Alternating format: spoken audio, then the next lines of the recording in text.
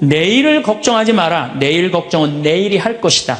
그날 고생은 그날로 충분하다. 여러분들 오늘 하루 종일 일하고 여기 오신 분들 많으시죠? 얼마나 피곤해. 지금 예수님 이 자리에 있으면은 이 말 하고도 남았을 것 같아. 너희도 오늘 고생으로 충분한데 내일 걱정하지 말아라. 내가 다 알아서 해줄게. 예수님 분명히 그랬을 거예요. 이 말씀을 내 마음 안에 살아 움직일 때 여러분들은 진리가 너희를 자유롭게 하리라. 악마의 유혹에 빠지지 않으려면은 돈에 대한 유혹, 명예에 대한 유혹, 권세에 대한 유혹, 하느님이 계실까 안 계실까에 대한 신앙에 대한 유혹, 이걸 빠지지 않으려면 우리는 항상 기쁘게 살아야 돼요. 근데 기쁜 사람은 어떤 사람이 기쁘냐면 긍정적인 사람이 기뻐요. 또 어떤 사람이 기쁘냐 하면은 정말 마음을 욕심이 없는 사람이 기뻐요. 욕심이 꽉 차 있는 사람, 자식 출세하기를 바라는 사람, 돈을 많이 벌기를 바라는 사람, 그냥 높은 자리에 올라가기를 원하는 사람, 이런 욕심이 있는 사람들은요 기쁘지 않아요. 마음을 완전히 비우고 오늘 하루를 즐겁게 사는 사람. 여러분들 영어로 내가 좀 유식한 말을, 영어로 선물이 뭐냐면은 프레젠트예요. 근데 오늘이라는 뜻도 영어로 프레젠트예요. 오늘은 하느님이 주신 선물이에요. 오늘은 과거, 지나간 과거 여러분들 묻지 마세요. 아무리 과거를 돌이키려고 해도 과거는 돌이킬 수가 없는 거예요. 과거에 연연하는 사람들 우울증에 걸려요. 그 다음에 미래에 대해서 미리 걱정하지 마세요. 여러분들이 아무리 걱정해봤자 여러분들이 걱정하는 게 95%는 일어나지 않을 거래요. 전혀 일어나지 않을 것에 쓸데없는 걱정을 하고 있는 거야. 제일 중요한 건 오늘을 즐겁게 사는 거야. 밥 3끼 먹고 눈 콧구멍 2개 있는 게 얼마나 여러분들 감사한 줄 아세요? 콧구멍이 얼마나 2개 있는 게 감사하냐면은 눈 2개 있는 것도 감사하지만 콧구멍 2개 있는 게 얼마나 감사하냐면은 이 콧구멍이요, 숨을요, 이 냄새를 맡는데요, 한쪽만 4시간을 맡는 거예요. 그리고 4시간이 딱 지나고 나면 한쪽이 교대를 해요. 반대쪽이 냄새를 맡는 거예요. 만약에 김치찌개 동시에 2 콧구멍으로 다 맡으면 기절해. 그러니까 여러분이 콧구멍 2개 있는 것만 해도 얼마나 감사한 건지 몰라요. 지금 여기 손가락 10개, 발가락 10개 가지고 콧구멍 2개, 눈 2개 갖고 오신 분들은요, 무조건 기쁘게 살아야 되는 의무가 있는 분들이에요. 하나님이 다 주신 거예요. 자, 그리고 난 다음에 우리가 유혹에 빠지지 말려면 끊임없이 기도해야 돼. 하느님께서 우리 이제까지 살아오면서 여러분들 은총 너무 많이 주셨어요. 은혜 너무 많이 주셨어요. 그렇기 때문에 우리는 어떻게 살아야 돼? 그 은혜를 계속 기억하면서 감사기도, 끊임없이 기도해야 돼. 근데 이 기도는 간구 기도를 하면 안 돼요. 감사 기도를 해야 돼요. 제가 꼭 성령 기도에 가면은요, 제일 당황스러운 게 그거예요. 내가 성령 기도에 가면은 할머니들이, 신부님 골이 아파요, 무릎이 아파요, 허리가 아파요, 안수기도 해달라는 거예요. 근데 저는 신부 될 때 이 제단에 엎드려서 하느님한테 2가지를 청했어요. 하나는 강론 잘하게 해달라고. 근데 하느님, 정말 저는 누워서 그렇게 기도했어요. 왜 제가 그 기도를 청했느냐 하면은, 저는 초등학교 때부터 발표 때마다 선생님이 제일 먼저 너 일어나서 발표하라고 그랬어요. 그리고 책 읽을 때도 항상 나보러 읽으라고 그랬어요. 목소리가 좋으니까. 그러니까 내가 받은 달란트는 뭐야? 말하는 거, 말하는 거. 그리고 신부가 말씀 전하는 사람 아니에요. 그래서 강론 잘하게 해달라고 내가 정말로 엎드려서 간구했어요. 근데 뭐 1년에 300회, 내일도 여기 전주 중앙성당에 가서 강의하고, 또 전주에 있는 중학교에 가서 그 학부형들하고 선생님들한테 강의해. 내일도 전부 단축 수업한대요. 그 선생님들도 강의 들으게 한다고 일반 학교에 가서 강의하는 거예요. 행복론에 대해서. 그러니까 1년에 한 300회 정도 초청 강연 다니니까 이거 소원 들어주셨어요. 난 너무너무 감사해요. 또 내가 글 잘 쓰게 해달라고. 이제까지 책 3권 썼는데 요즘 쓴 거 사는 맛, 사는 멋. 이거 정말로 많은 분들이 행복하다고 참 전화가 많이 와요. 독자들한테. 아니, 나 이 2가지 다 받았어요. 나는 더 이상 하느님한테 원하는 거 없어요. 하느님은요, 각자의 달란트가 다 달라요. 그리고 그냥 집 잘 짓는 신부님들, 또 우리 그냥 전 신부님, 내가 보기엔 사목 너무너무 잘하세요. 그러니까 그 감히 못하는 15년이 지나서 엄두도 못 냈던 저 땅을 사죠. 그러니까 아무나 사는 게 아니에요. 교우가 일치가 되기 때문에 그게 가능한 거죠. 그 다 달란트가 달라요. 근데 내가 받은 달란트는 강론 잘하고 글 잘 쓰는 거야. 나는 치유의 은사를 받지 않았어요. 근데 그냥 갈 때마다 그냥 내가 그냥 성령 기도에 갈 때마다 그냥 그것도 70, 80 그냥 아니 70, 80 썼으면요 골 아파요 당연히요. 아 무릎 아프고 허리 아파요 당연히. 아 그걸 그냥 와갖고 하느님이 그냥 신부님이 그냥 허리 아프니까 그냥 안수 좀 해달라고 그러면 그 나요 80년 동안 쓴 거를. 그럼 난 또 착하니까 해주긴 해줘요. 할머니 머리에 손을 얹고 아니 뭐 치유의 은사는 없으니까 머리에 손을 얹고 뭐라고 기도하냐면은 하느님 이 할머니 골이 아프답니다. 그런데 눌러줘요. 그런데 저는 치유의 은사가 없는 게 확실해요. 우리 오홍진 신부님은 정말로 이 안수의 능력이 있으신 것 같아. 이쪽 쓰러진다, 이쪽 100명 막 쓰러지고 막 이쪽 쓰러진다. 2층 젊었을 땐 2층 쓰러져 2층 막 쓰러지고 그랬대요 정말로. 근데 나는 그렇게 20년 동안 안수 기도를 했는데 쓰러진 사람이 한 명도 없어요. 아이 정말이에요 정말. 쓰러진 사람 한 명도 없어요. 그리고 내가 안수 기도를 하면 누르면 내가 느껴요. 내 손에서 아무것도 안 나가는 게 느껴요. 누르고 있으면 뭐가 나와야지 눌러줄 거 아니에요. 뭐가 나와야지. 그래서 내가 3년 전부터 안수 기도를 안 하는 거예요. 왜 안 하느냐면은 아무것도 안 나오는데 누르고 있는 나도 한심하고 또 아무것도 안 나오는데 머리 디미는 교우들도 불쌍하고. 그러니까 서로 편안하자 이거예요. 내가 내일 모레 대전 대화동 성당에 강의를 가는데 신부님이 너무 고맙더라고. 아주 목소리가 나 아직 얼굴을 못 뵀는데 신부님이 그러더라고. 저녁에 강의 끝나고 이제 여기는 내가 미사를 하고 강의를 시작했지만 거기는 강의가 끝나고 미사를 봉헌한대요. 그리고 안수기도가 있대요. 근데 신부님이 너무 고맙게 날 아시는 것 같아. 안수는 당신이 하겠다고. 고맙다고 그랬어요. 어쨌든 하여튼 제가 재작년에 2009년에 미국 북동부 성령대회가 있어요. 근데 여러분들 참 미국 교우들이 참 열심히 해요. 특히 성령대회는요, 한국의 성령대회하고 분위기가 틀려요. 정말로 열심히 해요. 갔는데 첫날 800명이 왔는데 교우들이 그냥 내 강의, 화가 나십니까? 라는 주제로 강의를 했는데 너무 재밌게 들었어요. 또 그날따라 강의가 잘 되더라고요. 그랬더니 둘째 날에는 막 사람들이 전화를 막 한 거야. 야, 한국에서 조그만 신부가 왔는데 너무 재밌다. 그래갖고 둘째 날은 1200명이 늘은 거예요. 그런데 성령대 19년 활동한 늘어난 적이 처음이라는 거예요. 그런데 점점 나는 불안한 거예요. 점점 성령대 하이라이트를 향해서 가는 거야. 성령대 하이라이트는 뭐냐면 치유의 안수예절이야. 점점 불안한 거야 이거. 아니 내 손에서는 아무것도 안 나오는데 이제 아무 능력 없는 거 탄로가 나게 생긴 거야. 그런데 그때 같이 갔던 신부님이 청주교구 박효철 베네딕토 신부님이라고 있으세요. 전국 성령 주치도 신부님이세요. 근데 그분은 내가 뵈니까 치유 은사가 있어요. 그러니까 나는 말씀의 은사가 있지만 그분은 치유 은사가 분명히 있는 분이야. 그래서 나한테 오지 말고 박신부님한테 가라. 그것도 나하고 본명도 같아. 베네딕토 박신부님한테 가라. 그리고 난 도망갔어요 사실은. 그런데 그 예절을 저 강당 뒤에서 보는데요, 정말 은혜롭더라고요. 나는 죽었다 깨어나도 그렇게 못해요. 근데 그때 200명이 났어요. 정말로 내가 다음에 갔는데도 그때 치유됐다는 사람 너무 많이 만났어요. 그건 하느님의 성령 특별한 은혜가 있었던 거지. 그래갖고 이제 박 신부님 덕분에 내가 잘 마치고 이제 한국에 이제 돌아왔어요. 2010년이 됐는데 미국 북동부 성령대에서 또 전화가 왔어요. 올해 또 와달라는 거예요. 내가 화를 냈어요. 왜 자꾸 날 부르느냐. 그거 부담스럽거든요. 그거 굉장히 큰 대회니까. 아니 내 손에서 아무것도 안 나온다는데 왜 자꾸 부르느냐. 좀 이 손에서 능력 나오는 신부님들 불러라. 그랬더니 그 교우들이 위원들이 하는 말이 신부님 걱정하지 말라고. 신부님은 손에서 안 나오는 대신 입에서 나오니까 걱정하지 말라고.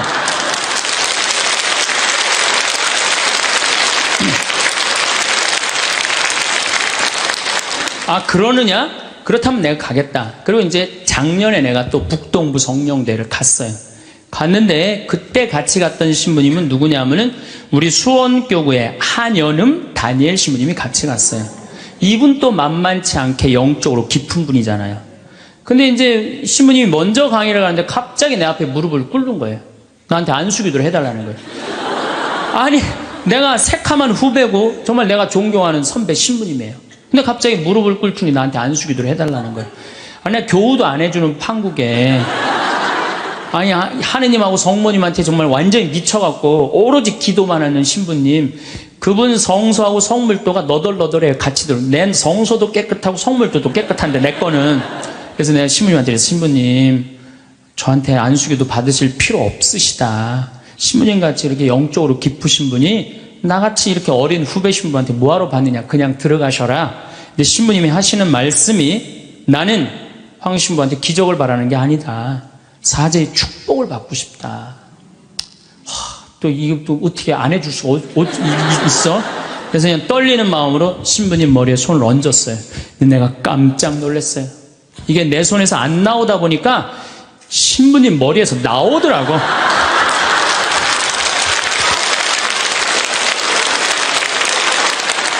아니, 정말로 성령의 기운이 느껴지는 거예요. 정말로. 이야, 이러는 수도 있구나. 이게 내가 안 나오면 머리에서 나오는 수도 있구나.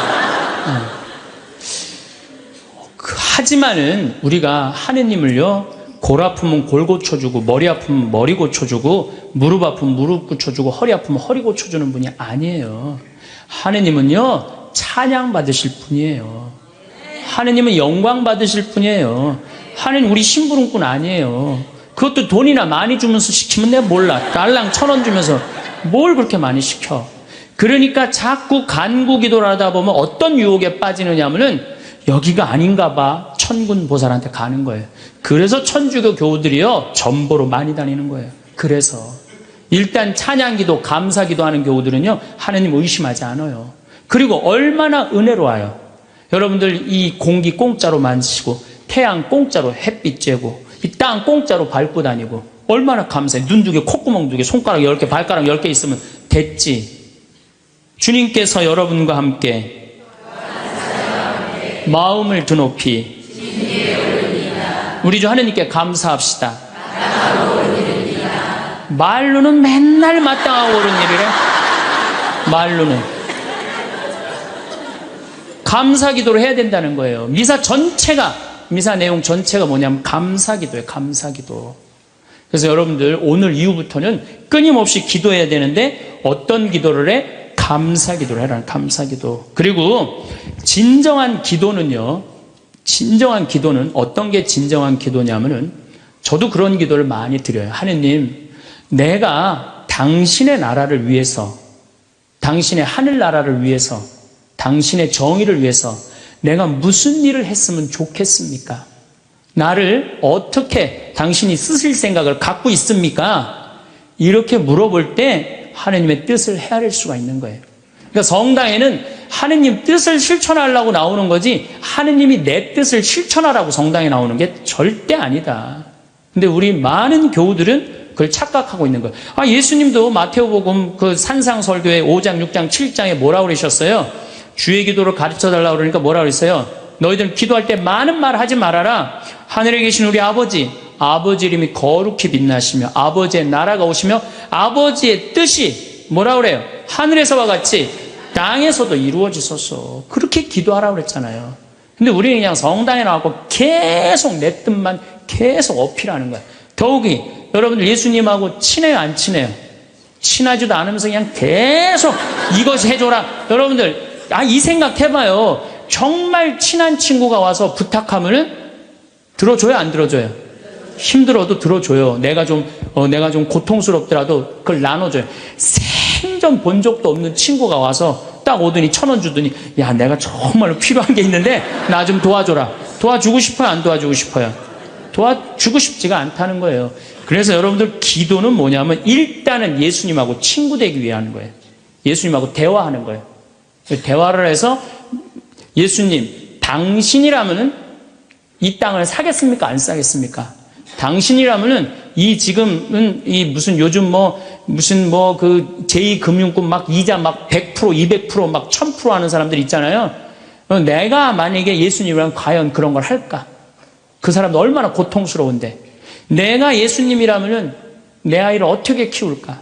내가 예수님이라면은 내 남편한테 어떻게 할까? 내가 예수님이라면 아내한테 어떻게 할까? 내 아내한테 어떻게 할까? 이걸 물어보려고 기도하는 거예요. 그래서 기도라는 것은 간구 기도가 기도가 아니야. 그래서 난 묵주기도, 구일기도 보면 딱 지향 하나 두고 그냥 기립다 기도하는데 난 정말로 마음이 아파요. 묵주기도는 저는 요즘 묵주기도 드릴 때 오늘도 내가 묵주기도 5단을 바치면서 연옥에 있는 영혼들 구원해달라고 기도했어요. 왜냐하면 성모님이요 그렇게 기도하라고 그랬거든요.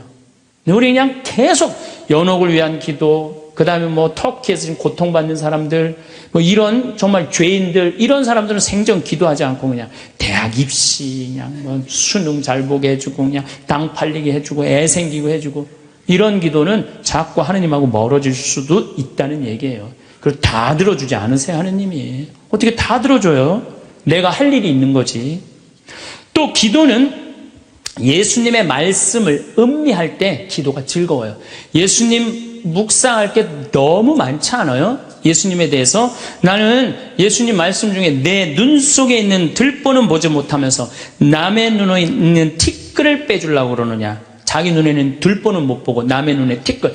이거 내가 살아오면서 나도 그렇겠지만은 정말로 많이 봐요, 우리가.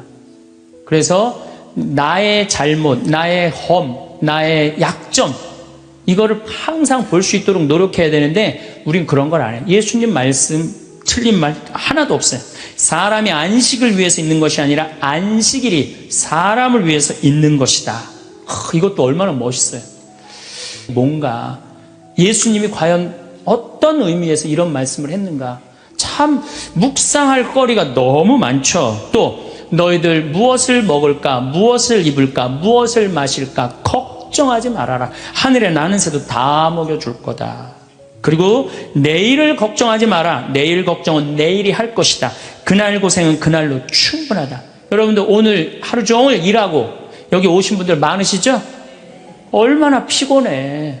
가서 씻고 누워서 그냥 쉬고 싶은데 여기까지 온 분 예수님, 내가 지금 예수님 이 자리에 있으면은 이 말 하고도 남았을 것 같아. 너희도 오늘 고생으로 충분한데 내일 걱정하지 말아라. 내가 다 알아서 해줄게. 예수님 분명히 그랬을 거예요. 이 말씀을 내 마음 안에 살아 움직일 때 여러분들은 진리가 너희를 자유롭게 하리라 처럼 정말로 자유롭게 살 수 있어. 근데 예수님 말씀이 하나도 없어. 그냥 성서 하나 붙잡고 하루 종일 묵상해 본 적도 없고 일주일 내내 묵상해 본 적도 없어. 그냥 성서를 읽은 적도 없어. 그러면은 여러분들은 기도가 어려운 거예요. 점점 기도하는 방법을 잃어버리는 거예요. 고생하며 무거운 짐을 진 너희는 모두 나에게 오라. 내가 너희에게 안식을 주겠다. 얼마나 내 멍에는 가볍다. 얼마나 좋아요. 예수님 말씀을 가만히 묵상해 보면은요, 다 위로의 말이야. 내가 너를 너무 사랑하니까 걱정하지 마라. 내가 있는데 뭐가 그렇게 걱정이 많으냐. 전부 그런 내용이에요. 함께 하겠다. 내가 너희와 함께 하겠다. 나는 너를 이제 종이라 부르지 않고 뭐라고 부르겠다?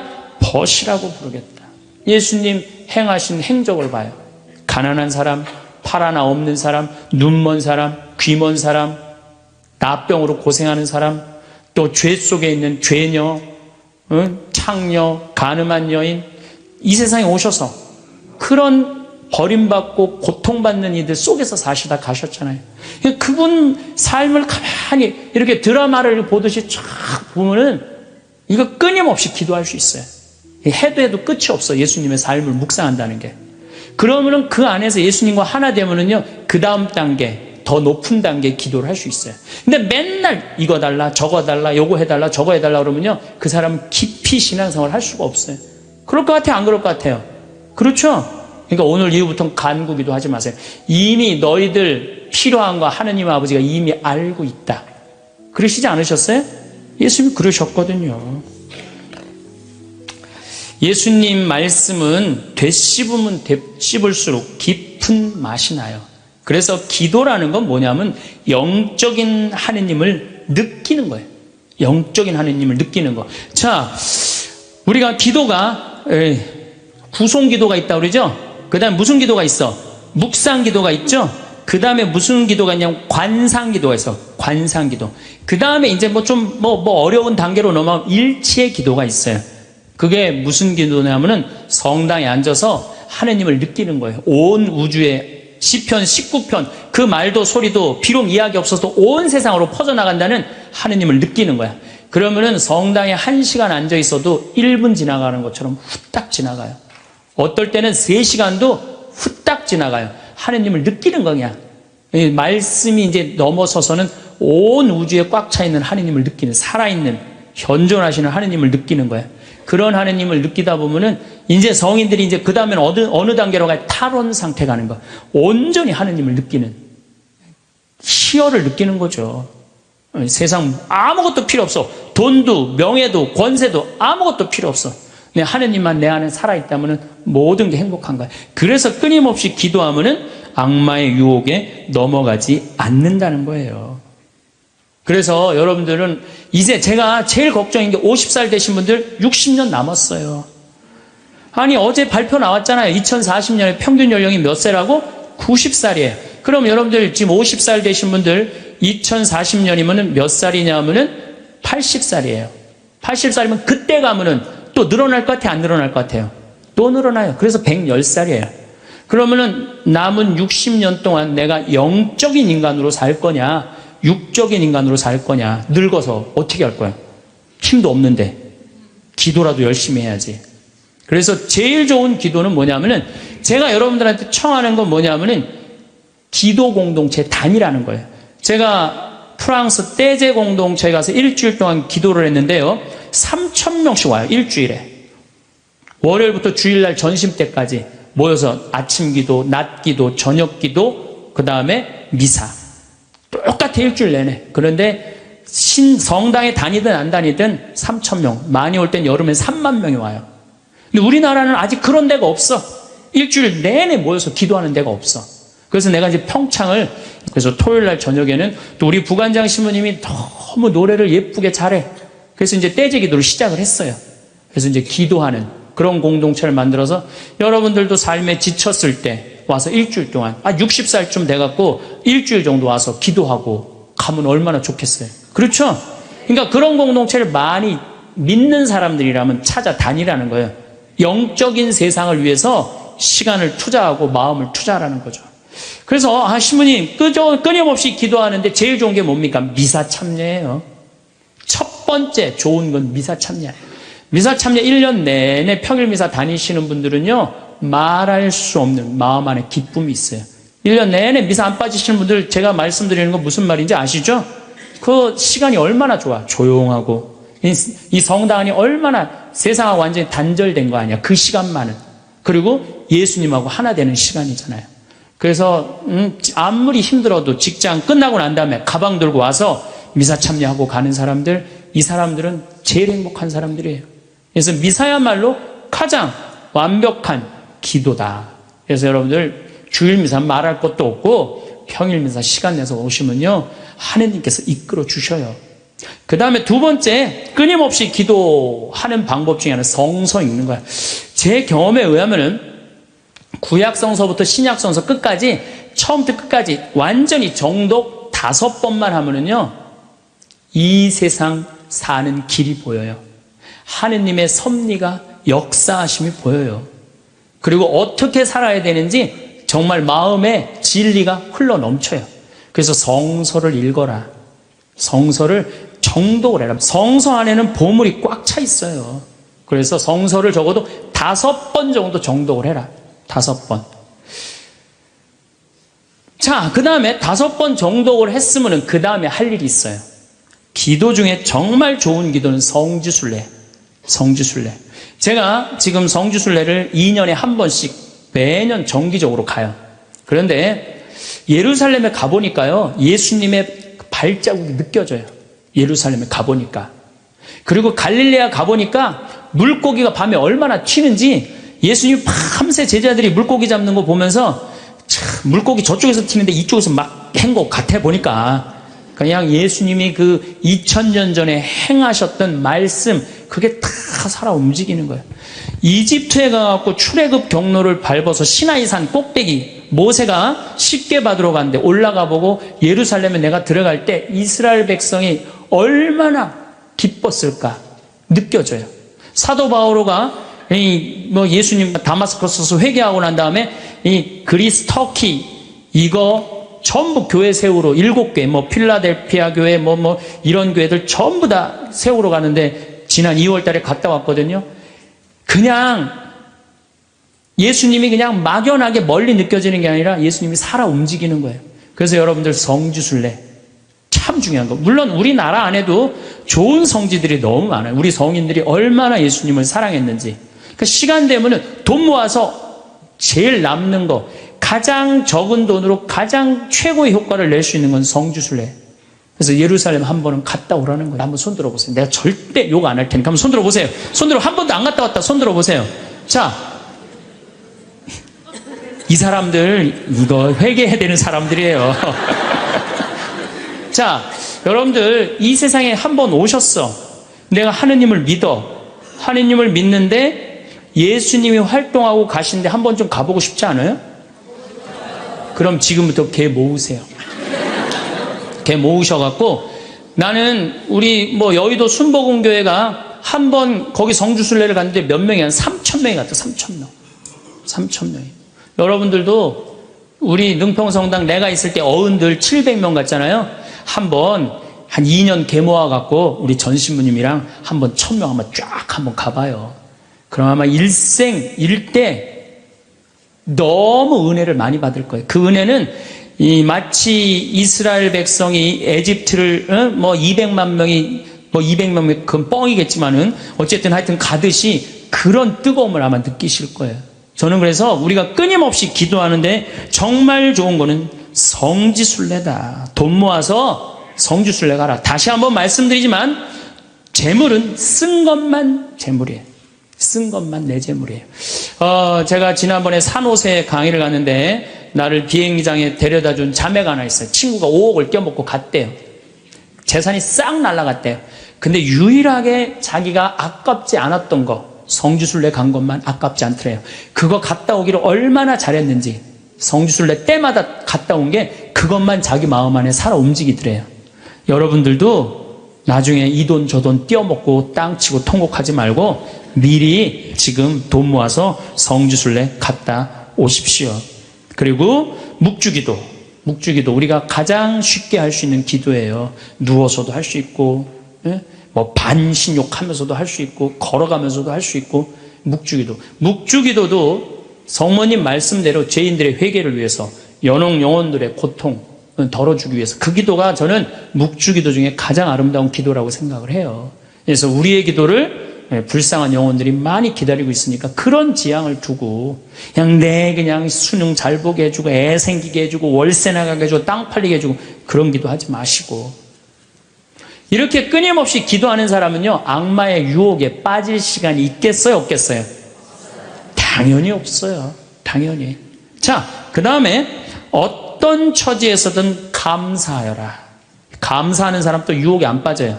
여러분들 북한에서 안 태어나고 남한에서 태어난 거 감사해요 안 감사해요? 북한은요 정말로 굶어 죽어요. 굶어 죽어요. 평양 근교만 빼놓고 나머지는 다 굶어 죽는다고 보시면 돼요. 이제 겨울이 시작되면은요 이 사람들 땔감이 없어요. 석유 석탄이 없기 때문에 자꾸 산에 나무 잘라다가 또 해요. 그리고 어떤 집은 작년에는요 그 땔감조차도 없어서 밥도 못 해갖고 그대로 얼어 죽은 사람들도 많다는 거예요.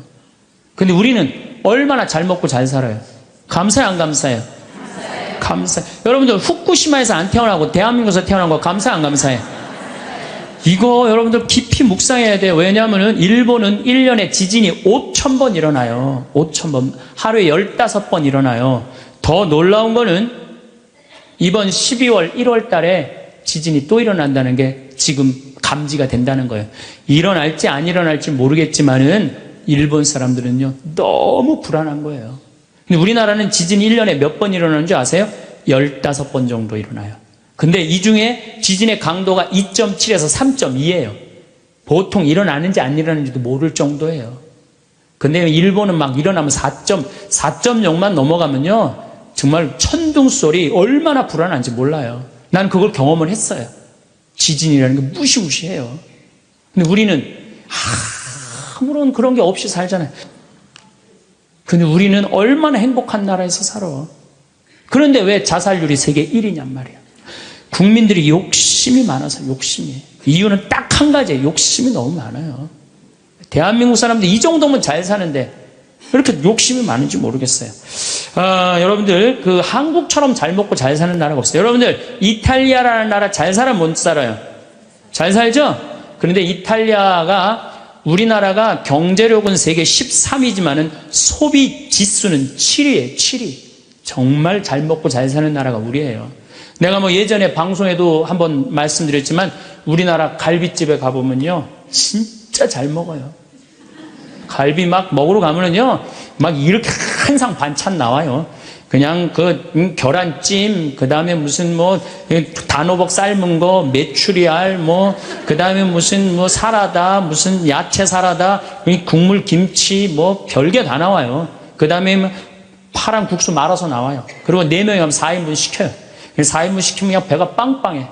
한국 사람들은 배 빵빵하면 안 돼. 갈비집에 가고 배 터질 때까지 먹어야 돼. 그냥 2인분 더 시켜요. 더 시켜서 먹고 난 다음에 그래도 우린 분이 안 풀려. 그냥 아줌마가 하나 쓱 나와서 이렇게 물어봐요. 냉면을 먹을래? 된장찌개를 먹을래? 그냥 그거 먹고 커피 공짜로 먹는 나라가 어디 있어요? 잘 먹어요. 횟집도 마찬가지예요. 횟집도 일본에 갖고 내가 회 정식 시켰는데 회가 딱 2점 나왔어요. 이게 맛백인가 보다 그러고 홀딱 먹었어요. 아무리 기다려도 회가 안 나와요. 왜 안 나오냐니까 그게 다라는 거예요.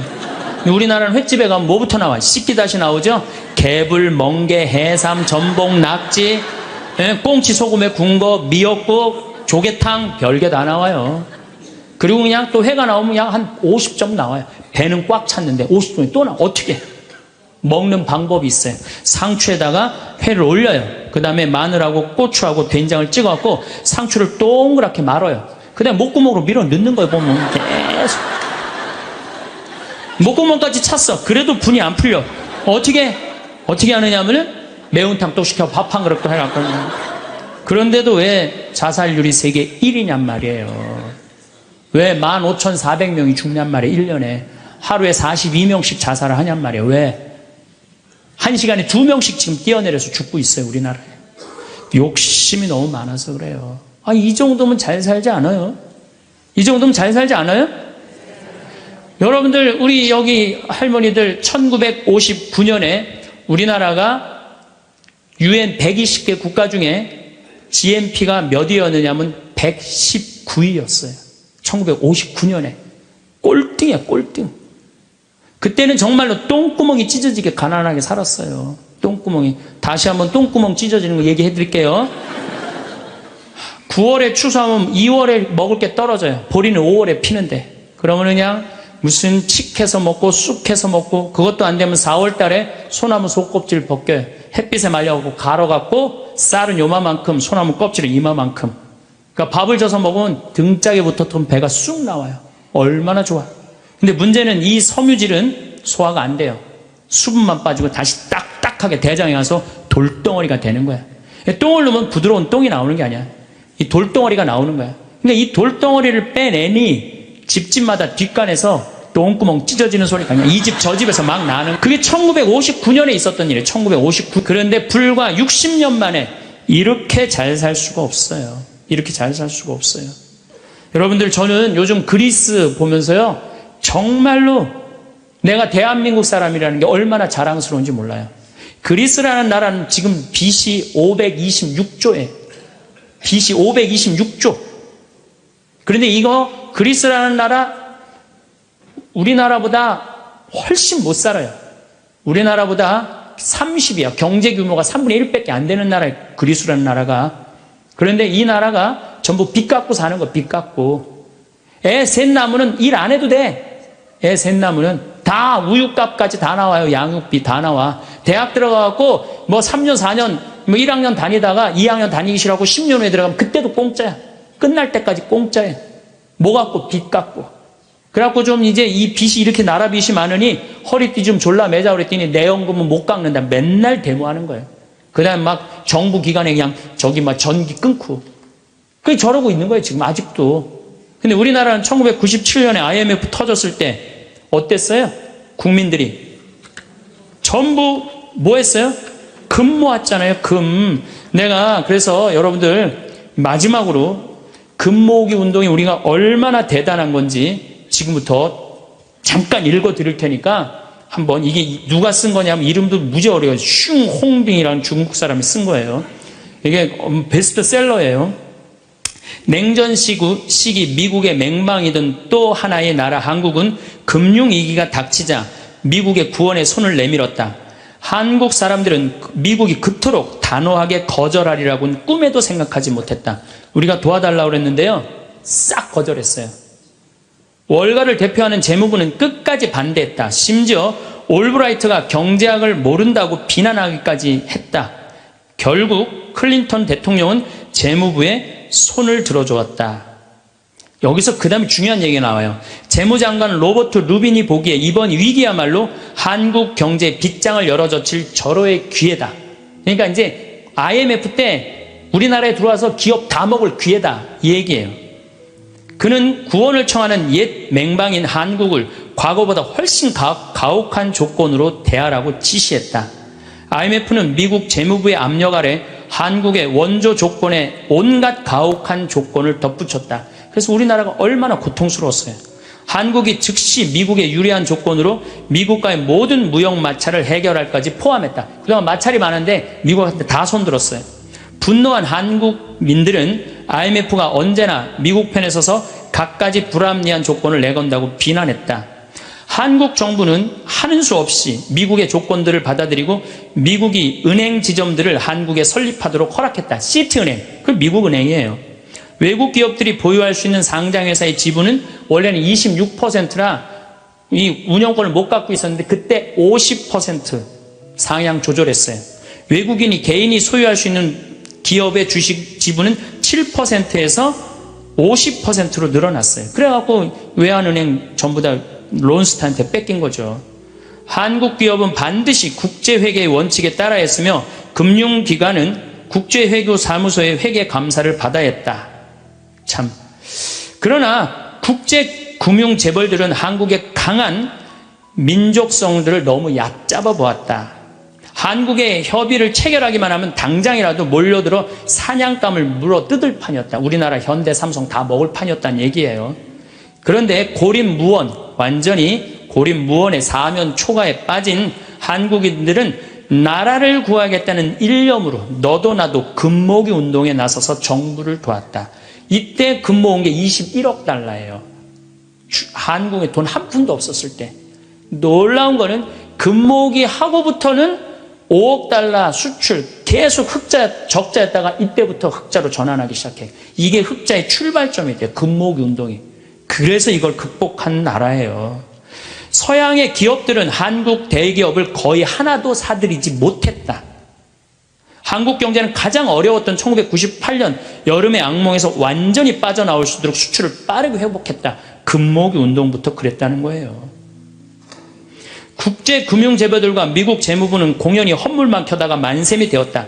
뿐만 아니라 한국으로 하여금 정부가 경제를 주도할 절대적인 필요성을 확실히 깨닫게 해줬다.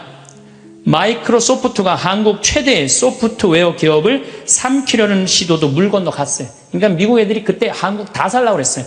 근데 그것도 못 샀고 8개의 한국 지방 소프트웨어 기업들에게 그 몫이 돌아갔다. 다 우리나라 기업들이 다 샀다는 얘기예요. 포드가 기아 자동차를 구입하려던 계획도 빗나가 버렸다. 그때 기아가 망했거든요. 근데 빗나가서 우리가 금 모아서 현지 기업이 포드의 꿈을 현대가 구했죠. 꿈을 보기 좋게 꺾어준 것이다. 이렇게 우리나라가 그 IMF를 벗어난 민족이야. 그런데 이렇게 대단한데 아니 정치를 보면은 사회를 보면 한국이 현찮다고 그래. 내가 보기에는 한국이 대단한데 얼마나 대단해. 그리스하고 우리나라하고 정반대 아니에요. 그래서 이 IMF를 넘어서서 지금 이렇게 우리가 전 세계가 지금 금융위기를 겪고 있잖아요. 지금 그리스, 이탈리아, 스페인, 프랑스 다 무너지고 있잖아요. 근데 우리나라는 아직도 경쟁력이 있다는 거예요. 이렇게 대단한 사람들이 모여 살아갖고 우리나라 이름이 대한민국이에요. 아니 그럼 이렇게 기가 막힌 나라에 살면서 국민들이 감사해야 될 거 아니야. 감사는 온데간데 없고 원망, 비난 맨날 이런 것만 있어요. 그러니까 국민들이 안 행복한 거야. 그래서 나는 사도 바오로가 항상 기뻐하여라. 끊임없이 기도하여라. 어떤 처지에서든 감사하여라. 이것이 우리 주 예수 그리스도를 통하여 드러내신 하느님 아버지의 뜻이다. 그러니까 여러분들 신앙생활하는 사람은요, 어떻게 해야 돼? 항상 기뻐하고 끊임없이 기도하고 어떤 처지에서든 감사해야 되는데 대한민국 처지는 괜찮다. 나머지 왜 괜찮은지는 다음 시간에 제가 또 이어서 강의를 하도록 하겠습니다. 감사합니다. 성공한 사람들을 보면 크게 두 부류로 나뉘는 걸 알 수 있습니다. 하나는 자신이 성공했다고 여기저기 떠벌리고 다니는 사람들, 그리고 또 하나는 조용히 아무 말 없이 자기 삶을 사는 사람들입니다. 우리는 흔히 성공을 하면 자연스럽게 자랑하고 싶어질 거라고 생각하죠. 좋은 차를 사고 비싼 시계를 차고 SNS에 멋진 사진을 올리고 싶을 겁니다. 왜냐하면 그렇게 하면 남들이 나를 더 인정해 줄 거라고 믿으니까요. 하지만 현실은 그렇지 않습니다. 오히려 진짜 성공한 사람들은 그렇게 행동하지 않습니다. 왜냐하면 보여줄 필요가 없기 때문입니다. 돈이 많다고 높은 자리에 있다고 유명하다고 해서 굳이 그걸 드러낼 필요는 없습니다. 그걸 아는 사람들은 이미 알고 있고 모르는 사람들은 알 필요가 없죠. 그런데도 굳이나 성공했다고 떠드는 사람들이 있습니다. 그런 사람들은 왜 그럴까요? 간단합니다. 그 사람들은 사실 그렇게까지 성공한 게 아니기 때문입니다. 우리는 종종 SNS에서 성공한 사람들을 봅니다. 해외여행을 가고 고급 레스토랑에서 밥을 먹고 멋진 차를 타고 다니는 모습? 그런데 가만히 보면 그런 걸 보여주는 사람들은 언제나 뭔가를 팔고 있습니다. 강의를 팔든 자기 브랜드를 홍보하든 아니면 단순히 자기 자존감을 유지하려고 하든 간에 결국 목적이 있는 거죠. 진짜 부자들은 그렇게 하지 않습니다. 오히려 We were in love that never meant to stay. Some things are real, even when they fade.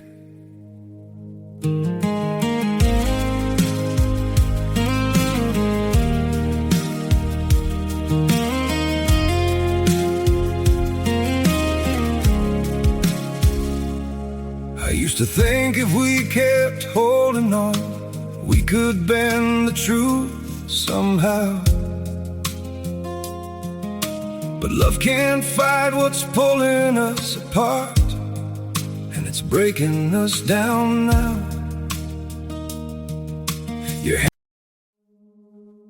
We were in love that never meant to stay. Some things are real, even when they fade.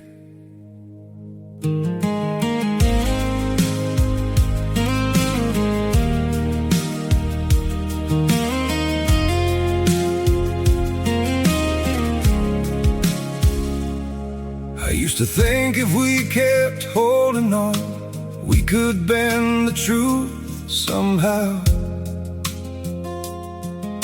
But love can't fight what's pulling us apart, and it's breaking us down now.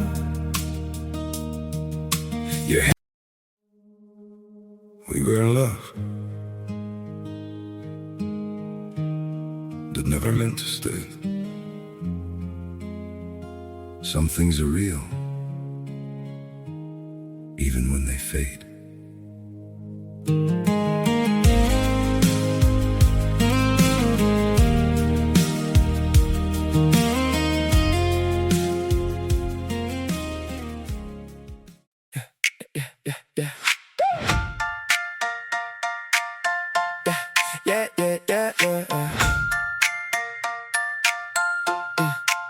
You left your name on my screen, like a bruise in a white t-shirt. I kept your hoodie in the chair, now the room still feels like your turn. I act cool but I don't, when your text hits like rain. I say I'm fine way too fast, then I say it again. Say you meant it, if you meant it. Don't keep me hanging on a wire. I was good till you called my bluff. Now I'm all lit up inside. Call me back, call me back. Don't leave me in the dark. Call me back, call me back. You still know who you are. If you want me, say it loud, say it loud, say it loud. Call me back, call me back.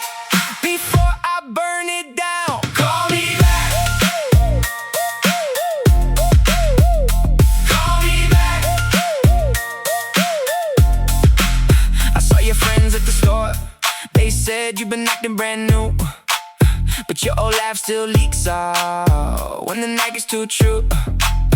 I don't need another lie wrapped up in a pretty little bow. If you're gone, then be gone. If you're here, let it show. Say you meant it, if you meant it. Don't keep me hanging on a wire. I was good till you called my bluff. Now I'm all lit up inside. Call me back, call me back. Don't leave me in the dark. Call me back, call me back. You still know who you are. If you want me, say it loud, say it loud, say it loud. Call me back, before I burn it down. Call me back, call me back. One ring, two ring, I'm staring at the floor. If you're done, then say done. Don't make me want you more. I got pride, I got time, but I don't got forever. One honest line could pull us back together. Call me back, call me back. Don't leave me in the dark. Call me back, call me back. You still 조용히 아무도 모르게 자기 일을 합니다. 왜냐하면 자랑해서 얻을 게 없기 때문입니다. 오히려 괜히 잘난 척했다가 사람들에게 이용당하거나 시기와 질투를 받거나 쓸데없는 오해를 사는 게 더 피곤합니다. 이건 단순한 돈 이야기가 아닙니다. 사회적인 성공을 이룬 사람들도 마찬가지입니다. 진짜 실력 있는 사람들은 자기 실력을 굳이 떠벌리지 않습니다. 왜냐하면 그럴 필요가 없으니까요. 자기 분야에서 최고라면 사람들이 먼저 알아서 찾아옵니다. 반대로 실력이 부족한 사람일수록 자기를 포장하려고 애씁니다. 우리가 흔히 듣는 말이 있죠. 빈수레가 요란하다. 이 말이 괜히 있는 게 아닙니다. 정말 내실이 있는 사람들은 굳이 시끄럽게 굴지 않습니다. 반대로 겉만 번지르르한 사람들은 자기가 얼마나 대단한지 떠들고 다닙니다. 이걸 좀 더 현실적인 예로 들어볼까요? 동창회에 나가면 꼭 이런 사람이 있습니다. 옛날에는 별거 아니었는데 갑자기 잘 됐다고 나타나서 자기가 얼마나 성공했는지 자랑하는 사람. 처음에는 다들 와 대단하다 하고 들어주지만 시간이 지나면 어떨까요? 대부분 속으로 이렇게 생각할 겁니다. 저 사람 뭐 저렇게까지 티를 내? 결국 그런 사람은 점점 멀어지게 됩니다. 반면에 정말 성공한 사람들은 조용합니다. 굳이 자기가 어떻게 살고 있는지 설명하지 않죠. 그런 사람들은 오히려 주변에서 먼저 알아보고 자연스럽게 존경을 받습니다. 그게 진짜 성공입니다. 그럼 우리는 어떻게 해야 할까요? 내가 뭔가를 이루었을 때 굳이 남들에게 알릴 필요가 있을까요? 물론 가까운 사람들에게 좋은 소식을 전하는 건 좋습니다. 하지만 굳이 모든 사람들에게 나 이렇게 잘 살고 있어요 하고 알릴 필요는 없습니다. 그런 행동은 결국 나에게 득이 되지 않습니다. 성공이라는 건 원래 조용한 겁니다. 내가 잘 되고 있으면 주변 사람들이 자연스럽게 알게 됩니다. 굳이 내가 말하지 않아도 내 행동과 태도에서 묻어나오게 되어 있습니다. 그러니 굳이 보여주려고 애쓰지 마세요. 오히려 그게 더 진짜 성공한 사람의 태도입니다. 사람은 사회적 동물이라고 하잖아요. 혼자 살아갈 수 없고 결국 사람과의 관계 속에서 기쁨도 얻고 때로는 상처도 받습니다. 그런데 한 가지 생각해 볼 게 있어요. 우리가 정말 인간관계가 필요해서 맺고 있는 걸까요? 아니면 그냥 그래야 한다고 배워서 어쩔 수 없이 유지하고 있는 걸까요? 어릴 땐 친구 많으면 좋다고 하죠. 사회생활에서도 인맥이 중요하다는 말을 많이 합니다. 그런데 정작 주변을 보면요, 인간관계가 넓은 사람일수록 스트레스를 더 많이 받아요. 전화벨이 울릴 때마다 이번엔 또 무슨 부탁일까 싶고 단체 채팅방에서 메시지가 올 때마다 이걸 또 어떻게 대답해야 하나 고민하죠. 관계가 많아질수록 책임과 피로도 함께 늘어나는 겁니다. 어떤 사람들은 인간관계를 줄이면 외롭지 않겠냐고 해요. 그런데 가만히 생각해보면 진짜 외로움을 느끼는 순간이 언제인지 아세요? 오히려 불필요한 인간관계 속에 있을 때입니다. 같이 밥을 먹고 얘기를 나누는데도 뭔가 허전하고 대화가 컥 돌고 속마음을 나누지도 못할 때, 그럴 때 우리가 더 외롭다고 느끼죠. 그렇다고 당장 인간관계를 다 끊어버릴 순 없겠죠. 하지만 적어도 내가 정말 소중하게 여겨야 할 관계와 그냥 관성적으로 유지하는 관계는 구분할 필요가 있습니다. 예를 들어 매번 나한테 부탁만 하고 정작 내가 어려울 땐 연락 한 번 없는 사람. 내가 실수하면 뒷담화를 하면서 내 앞에서는 웃는 사람. 이런 관계를 굳이 계속 이어갈 이유가 있을까요? 가끔은 이런 경험도 있을 거예요. 우연히 어떤 사람과 친해졌는데 만난 지 얼마 되지도 않았는데 너무 많은 걸 털어놓는 사람들 있죠. 자기 속사정부터 가족 문제, 직장 고민까지 쏟아내는 사람들. 이런 경우 두 가지의 가능성이 큽니다. 하나는 그냥 감정적으로 의존할 사람이 필요해서일 수도 있고, 또 하나는 내가 믿을 만한 사람인지 떠보는 걸 수도 있어요. 어떤 경우든 이런 관계는 오래가기 어렵습니다. 사실 친밀함이라는 건 시간이 필요한 법이에요. 적당한 거리를 두고 천천히 서로를 알아가야 하는데, 초반부터 급격하게 가까워진 관계는 쉽게 무너지는 경우가 많습니다. 처음엔 친하다고 생각했는데 어느 순간 사소한 일로 틀어지고 결국 남보다 못한 사이가 되는 거죠. 그러면 인간관계를 어떻게 해야 할까요? 답은 간단합니다. 억지로 맺지 말고 굳이 유지하려고도 하지 않는 거예요. 내가 편한 관계라면 자연스럽게 이어질 것이고, 그렇지 않다면 서서히 멀어질 겁니다. 그리고 그걸 억지로 붙잡지 않아도 괜찮습니다. 관계를 유지하는데 에너지를 쓰기보다는 정말 소중한 관계에 집중하는 게 더 낫지 않을까요? 어떤 사람은 내가 인간관계를 줄이면 나중에 나 혼자 남는 거 아니냐 걱정하기도 해요. 그런데 생각해보면요, 진짜 나를 위하는 사람은 많지 않아요. 인간관계를 줄인다고 해서 완전히 혼자가 되는 게 아닙니다. 오히려 불필요한 관계를 정리하고 나면 남아있는 관계들이 더 단단해지고 가치 있게 느껴질 겁니다.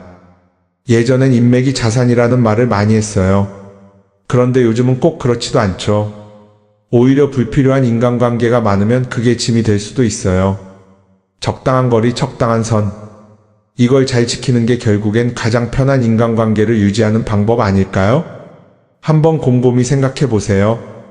지금 내 주변에 있는 사람들 중에서 내가 정말 편하게 만날 수 있는 사람이 몇 명이나 되는지, 내가 억지로 맞춰주고 있는 관계는 없는지. 관계를 줄이면요, 외로워지는 게 아니라 오히려 더 자유로워집니다. 그리고 자유로워진 만큼 내 인생에서 정말 중요한 것에 집중할 수 있게 됩니다. 인간관계 너무 많은 걸 신경 쓰다 보면 정작 중요한 걸 놓칠 수 있어요. 그러니까 이제는 한 번쯤 정리해보는 것도 나쁘지 않을 겁니다. 사람들이 돈을 많이 벌고 싶어 하는 이유가 뭘까요? 단순히 돈이 많으면 좋으니까? 물론 그것도 있겠지만 사실 돈을 원하는 진짜 이유는 더 나은 삶을 살기 위해서겠죠. 그런데 문제는 돈을 많이 번다고 해서 반드시 삶이 나아지는 건 아니라는 겁니다. 오히려 더 많이 벌수록 더 많이 쓰게 되는 경우가 많아요. 가끔 이런 생각해 본 적 없으세요? 예전에는 돈이 지금보다 훨씬 적었는데 이상하게 그때가 더 여유로웠던 것 같다. 왜 그럴까요? 사실 우리가 원하는 건 돈 그 자체가 아니라 돈을 통해 얻을 수 있는 자유인데, 돈을 벌면 벌수록 그 자유를 잃어버리는 경우가 많아요.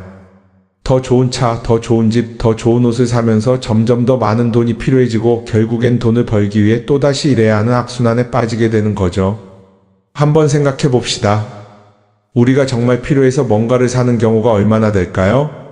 필요해서라기보다는 남들이 가지고 있으니까, 없어 보이기 싫으니까, 혹은 그냥 기분 전환을 위해서 소비하는 경우가 훨씬 많아요. 그리고 그런 소비를 할 때마다 스스로 이렇게 합리화를 하죠. 이 정도는 나를 위한 투자야. 그런데 가만히 보면 그 소비가 진짜 나를 위한 소비인지 아니면 그냥 사회가 만든 기준에 끌려가고 있는 건지 헷갈릴 때가 많습니다.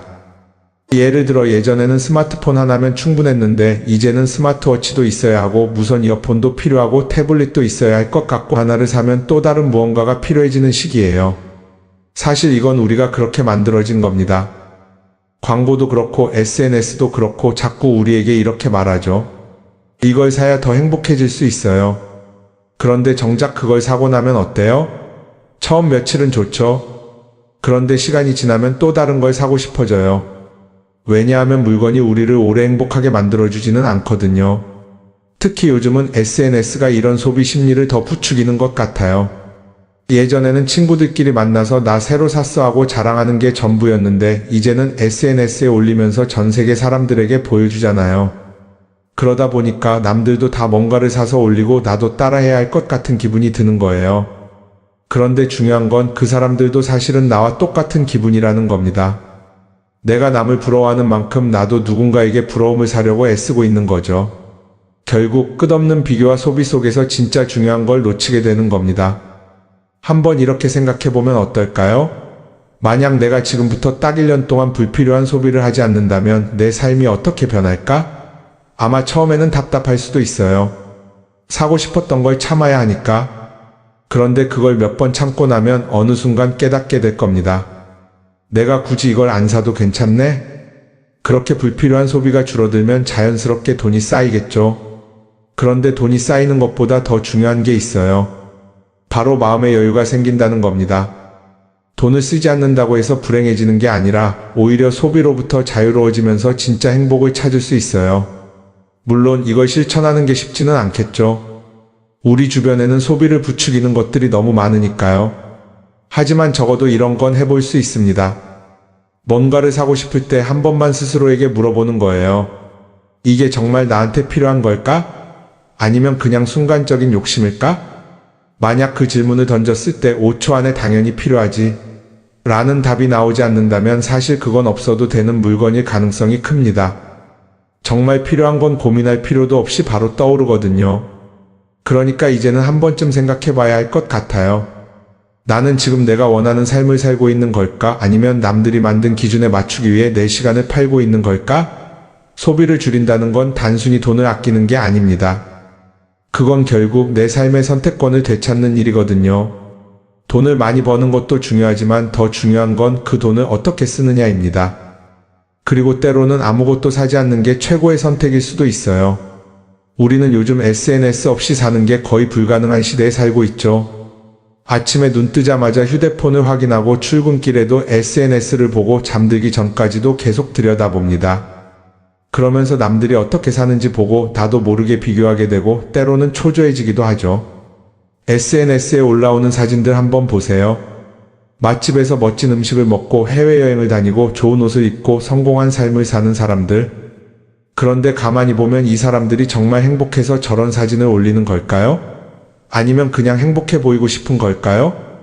실제로 SNS에 가장 많이 올라오는 사진이 뭔지 아세요? 남들이 부러워할 만한 순간들입니다. 집에서 편하게 쉬고 있는 모습이나 출근길에 지친 얼굴, 어제 먹다 남은 배달 음식 사진 같은 건 잘 안 올리죠. 대신 멋진 레스토랑, 명품 가방, 고급 호텔 같은 것들이 올라옵니다. 왜 그럴까요? 결국 SNS는 보여주기 위한 공간이기 때문입니다. 여기서 중요한 게 있어요. 우리가 SNS에서 보는 건 그 사람의 삶 전체가 아니라 편집된 일부 장면이라는 겁니다. SNS는 마치 한 편의 다큐멘터리나 영화처럼 잘 꾸며진 장면들만 보여줍니다. 그런데도 우리는 그걸 보면서 저 사람은 나보다 더 행복하구나 하고 착각하죠. 예를 들어 SNS에서 한 친구가 해외여행을 가서 아름다운 풍경을 찍어 올렸다고 해볼게요. 우리는 그걸 보면서 부럽다, 나도 저렇게 살고 싶다라고 생각하겠죠. 그런데 정작 그 친구는 사진을 찍고 나서도 일 때문에 스트레스를 받고 있을 수도 있고 여행 비용을 감당하느라 카드가 걱정을 하고 있을 수도 있습니다. 그 부분은 우리는 알 수가 없죠. 그런데 문제는 이렇게 남들과 비교하는 습관이 쌓이면 결국 내 삶이 초라하게 느껴진다는 겁니다. 원래는 그냥 조용히 살아도 괜찮았는데 SNS를 보고 나면 나만 뒤처지는 것 같고 뭔가를 더 해야 할 것 같고 괜히 불안해지죠. SNS는 기본적으로 사람들의 비교 심리를 자극합니다. 남들이 가진 걸 나도 갖고 싶게 만들고 남들이 하는 걸 나도 해야 할 것 같은 기분이 들게 만들죠. 그러다 보니 필요하지도 않은 걸 사게 되고 무리해서라도 화려한 곳에 가게 되고 남들에게 보여주기 위해 사는 삶을 살게 됩니다. 그럼 어떻게 해야 할까요? 사실 정답은 간단합니다. SNS에서 보이는 것들을 곧이곧대로 믿지 않는 것입니다. 그리고 더 중요한 건 남과 비교하는 걸 멈추는 것이에요. 어떤 사람이 비싼 차를 타고 다닌다고 해서 그 사람이 꼭 행복한 건 아닙니다. 좋은 차를 타고 다니지만 밤마다 사업 걱정에 잠 못 이루는 사람도 많아요. 반대로 대중교통을 이용하지만 마음 편하게 사는 사람도 있죠. 결국 행복은 보이는 것이 아니라 느끼는 것입니다. SNS를 덜 보면 덜 불행해진다는 연구 결과도 있어요. 하루 종일 남의 삶을 보면서 비교하는 시간을 줄이면 내 삶에 집중할 수 있는 시간이 많아지는 겁니다. SNS를 완전히 끊을 필요는 없지만 최소한 그 안에 있는 것들이 전부 진짜라고 생각하지 않는 태도는 필요합니다. 우리는 누구나 자신만의 속도로 살아가고 있어요. 남들은 남들대로 사는 거고 나는 나대로 살면 됩니다. SNS에서 남들의 화려한 모습을 볼 때마다 한 번쯤 이렇게 생각해 보세요. 이건 그 사람이 보여주고 싶은 삶일 뿐이다. 그러면 조금은 편해질 겁니다. 사람들은 다들 자기 인생을 살아간다고 생각하죠. 그런데 가만 보면 정말 자기 인생을 사는 사람이 얼마나 될까요? 많은 사람들이 사실은 남이 만들어 놓은 기준에 맞춰서 살고 있어요. 좋은 대학, 좋은 직장, 좋은 차, 좋은 집. 다들 이런 걸 목표로 삼지만 정작 내가 원하는 삶이 뭔지 깊이 생각해 본 적이 없는 경우가 많아요. 이건 어릴 때부터 교육받아온 방식과도 관련이 있어요. 우리는 어릴 때부터 이렇게 살아야 한다는 틀 안에서 자라죠. 공부 열심히 해서 좋은 성적을 받아야 하고, 좋은 직장을 가져야 하고, 결혼도 적당한 때에 해야 하고, 마치 인생이 정해진 수순이라도 있는 것처럼요. 그러다 보니 나 스스로 정말 원하는 걸 고민하기보다는 그냥 남들이 정해놓은 목표를 따라가게 돼요. 그런데 이렇게 남의 기준에 맞춰서 살다 보면 어느 순간 공허함을 느끼게 됩니다. 이게 정말 내가 원했던 삶인가? 하는 의문이 들 때가 오죠. 어릴 땐 성적이 목표였고, 사회에 나와서는 연봉이 목표였고, 결혼하고 나서는 아이 교육이 목표였는데 그 목표를 이루고 나면 허무한 거예요. 계속 뭔가를 이루긴 했는데 정작 나는 어디에 있는지 모르겠는 거죠. 진짜 중요한 건 내가 원하는 게 뭔지를 아는 것이에요. 그런데 이게 쉽지 않죠. 오랫동안 남의 기준대로 살아왔기 때문에 막상 내가 정말 원하는 게 뭐지? 하고 물어보면 선뜻 대답하기 어려운 경우가 많아요.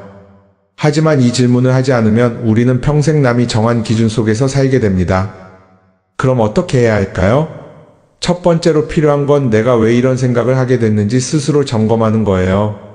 예를 들어 내가 비싼 차를 사고 싶다고 생각한다면 그게 정말 내 필요 때문인지 아니면 남들에게 잘 보이기 위해서인지 한번 따져봐야 해요. 만약 남들이 나를 어떻게 볼까 하는 게 더 중요하다면 그건 내 기준이 아니라 사회가 만들어 놓은 기준일 가능성이 큽니다. 두 번째는 다른 사람의 의견에 휘둘리지 않는 연습을 하는 거예요. 우리는 살아가면서 끊임없이 남들의 평가를 받죠. 그 나이에 그런 걸 시작한다고? 지금 그게 가능하겠어? 이런 말들이 우리를 흔들어 놓습니다. 그런데 그런 말에 신경 쓰다 보면 결국 아무것도 하지 못하게 돼요.